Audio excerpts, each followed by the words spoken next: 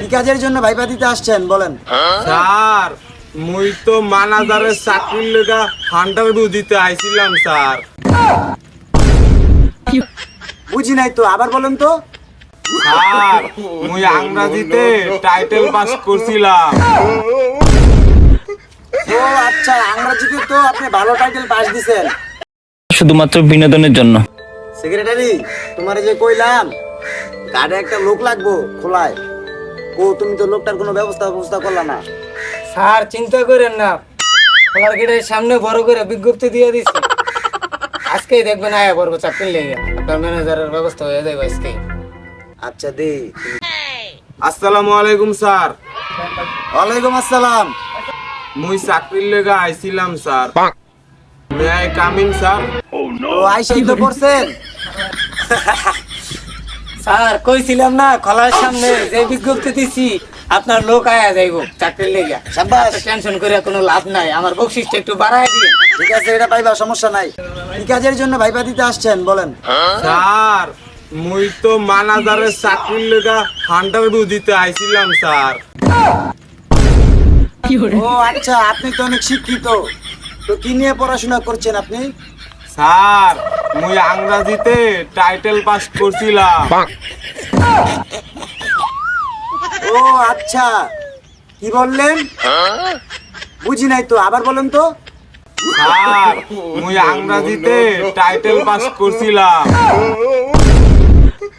ও আচ্ছা, ইংরেজিতে তো আপনি ভালো টাইটেল পাস দিছেন, তো ইংরেজিতে আপনার নামটা বলেন।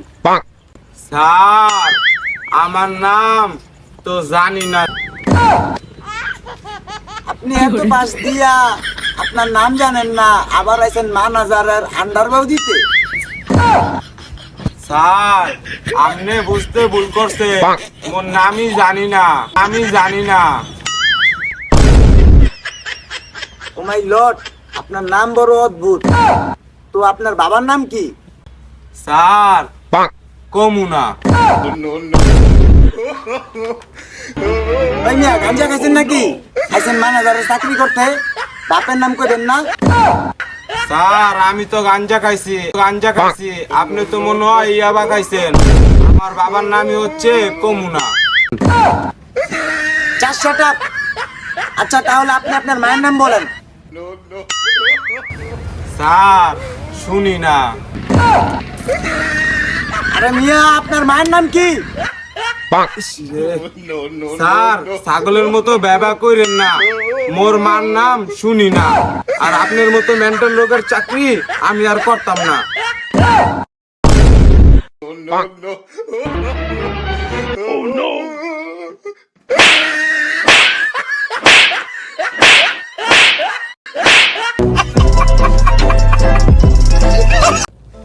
যারা চাকরি করেন তারা চ্যানেলটা অবশ্যই সাবস্ক্রাইব করে পাশে থাকবেন।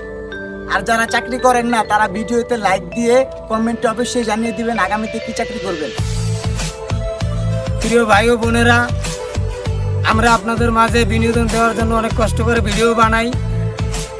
আপনারা আমাদের পাশে থেকে আমাদেরকে উৎসাহিত করলে আমরা আরও মজার মজার বিনোদন নিয়ে আপনাদের সামনে আসতে পারবো।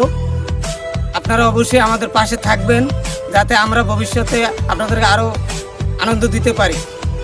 সবাই আমাদের জন্য দোয়া করবেন।